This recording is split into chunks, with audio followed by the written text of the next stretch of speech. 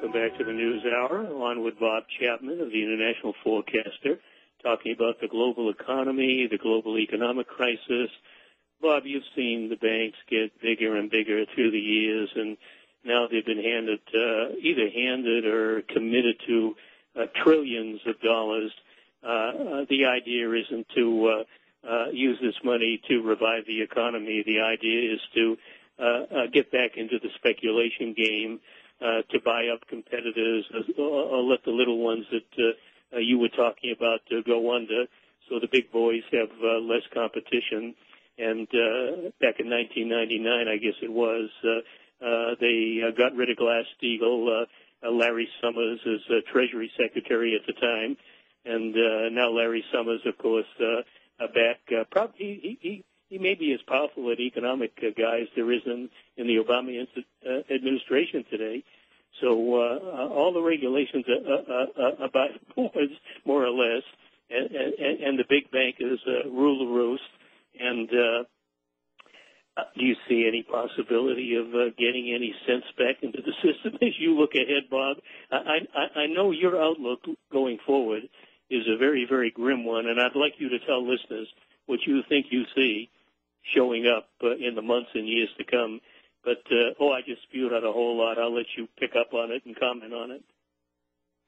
Well, the Fed and Wall Street and banking are in a box and they can't get out. They made a decision to follow the path that they were going to follow in June of 2002. And since then, they followed that path, and it's brought disaster to the system.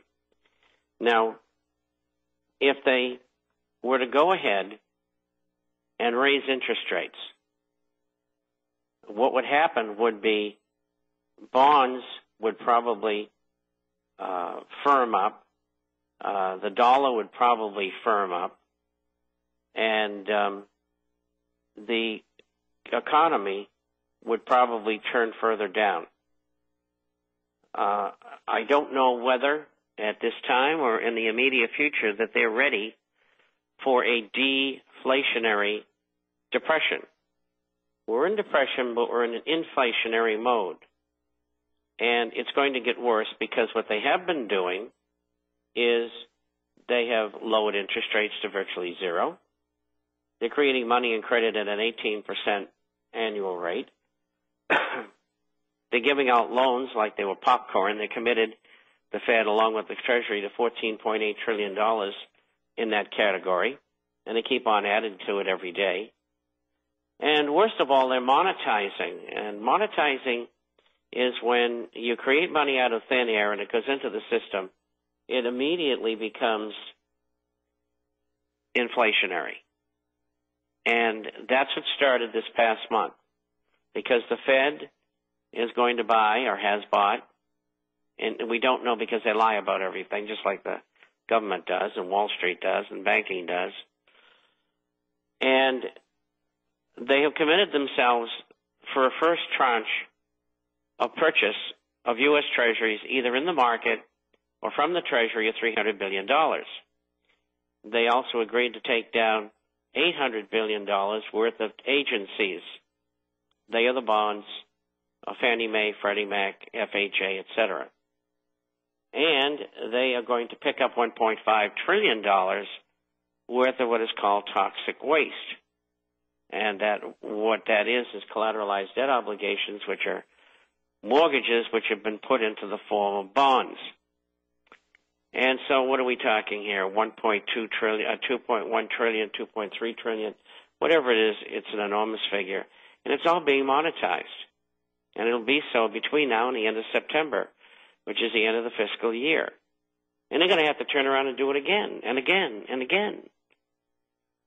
And all of this goes on the Fed sheets. In the first quarter, the Fed lost over $5 billion. Now, that's incredible. I think at that rate, they'll lose $20 billion a year. That's a lot of money. But I think the figure will be far higher than that. And most of the paper they're taking on is longer-term paper. 3, 5, 10, 20-year paper. And so the problem is that all of this is being bought with money that's been created out of thin air. So you put it all together, and there's no way out. Now, what should they have done in the first place? They should have purged the system. Let the banks and insurance companies and brokerage firms that were losing money and were insolvent, they should have let them go under. But some of those banks are the same ones that own the Fed. So they're not going to let that happen. So we didn't have a purging in the classical economic sense. And it's the only thing that's going to work. So they will continue to inflate until they can't inflate anymore, until deflation catches up with them. And then we will go into a deflationary depression, total world economic and financial collapse. And then after we're in that mode for 3 or 4 or 5 years, and all of the improper investments are liquidated, then we can start over again from a smaller base and from probably a smaller world population, because it's going to affect the entire world. There are people who are going to starve to death. And knowing these people who are behind the scenes controlling everything, they'll have another war. And the war is a distraction. That's what we had World War II for, because we couldn't get out of depression. Neither could anybody else. And so we had a collapse. Bob, we have another distraction going on right now. It's called swine flu. Swine flu is a complete fraud. Forensic evidence proves not a single case of swine flu anywhere in the world. But today, the World Health Organization declared, I believe, a level 6 pandemic. I believe I've got the level right, a level 6 pandemic based on no forensically proved swine flu case anywhere. This is pretty outrageous stuff. They're scaring the hell out of people. They want to distract them from all you're talking about, the terrible economic crisis going on that has real effects on many millions of people around the world. Job losses, home losses, pension losses. I mean, this is real serious stuff. This is the kind of stuff that you get people in the streets pretty damn mad, simply not being willing to take this anymore, because their own government is letting this happen and letting them be harmed while they're taking the nation's resources, the public money, and handing it over, as you say, and I've said many times, handing it over to the very people that caused this problem. So crime pays. Crime pays very well in this country. Commit a lot of it and get big rewards for what you've done. Get in trouble and get hungry and maybe swipe an apple or something or a loaf of bread, and heaven help you, get in the criminal justice system and be punished very severely for that. It's a terribly corrupted system that bothers me a great deal, Bob. Bothers you a great deal too. Yeah, it does. And I want the people who are monitoring all these programs, and I'm talking about the United States government and the people behind government. And I want to let them know that July 14th is a very important date in history. It is the Bastille Day in France. And the outcome of the Bastille being taken down and the prisoners being let go was the French Revolution. And during the period that followed, Robespierre and Madame Lafarge arranged for 300,000 heads to be lopped off of bodies. And if that's what these people want, that's what we'll give them. Because this is where this is all headed. And if we can't get those 2 pieces or 3 pieces of legislation, that's what's going to happen to them, because we won't be able to hold back the mobs. Because when the people find out what's been done to them and who did it, I wouldn't give them 5 cents for their lives. We'll be lucky if we can save them from the mobs. We know what they've done. We know how to punish them. And that's simple.